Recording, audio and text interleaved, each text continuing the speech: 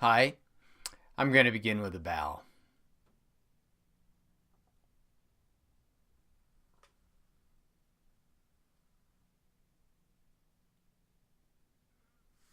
Welcome to Unit 8 here this week. We're about halfway through the course, actually, and I think the topic for this week is fitting for where we are in the flow of the course. First, I want to say I'm sorry I didn't get a video done last week. I hope that didn't throw you off too much. And I was late getting to the discussions this week, but I have responded to a few of the posts, and I'll look at some more today. I hope you'll take a look at the discussions in the Unit 7 discussion forum, because I think there's some really good questions that came up. In fact, I'm really happy with the discussion all the way through. There are a lot of good observations and good questions that are coming up. So maybe just take a look and see if there's anything there that's relevant to you that's helpful.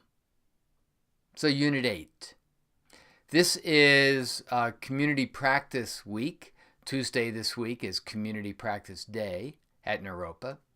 And as I think you know, it's a time we set aside every semester to practice together as a community. And when we say practice, there are a lot of different varieties of practices that are offered.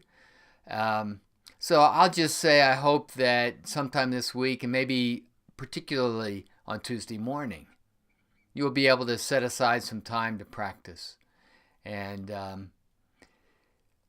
along that theme of contemplative practice, seems to me that there's a very close connection between the threshold time and contemplative practices such as meditation or contemplative prayer, sometimes called centering prayer, certain kinds of time in nature, open, receptive, quiet time in nature, any number of other activities that cultivate a sense of heightened awareness, not a doing mode or a functioning mode or a problem-solving mode, but more of a being mode.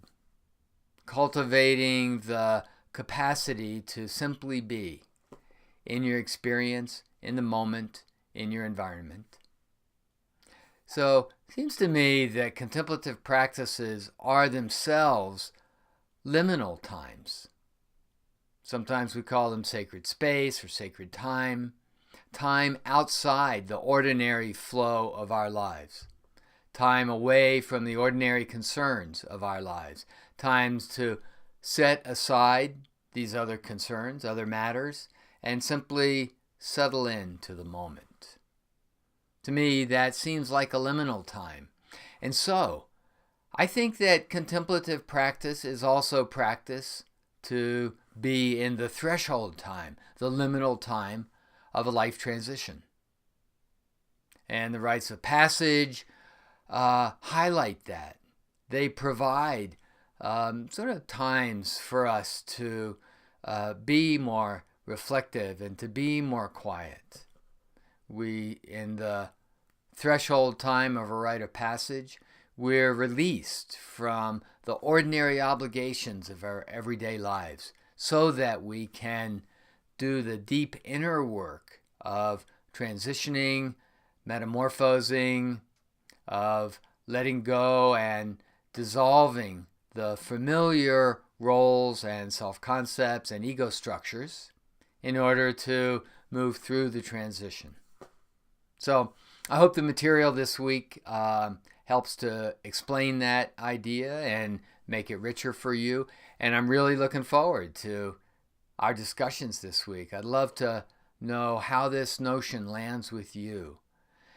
Feel free to share anything about your experiential practice, your contemplative practice this week in the discussion forum, and particularly your reflections and comments and questions about the connection, the overlap between contemplative practice and the threshold phase in a life transition.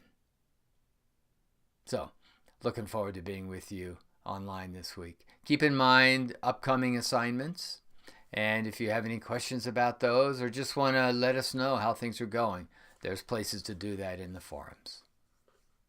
So I'm going to bow now.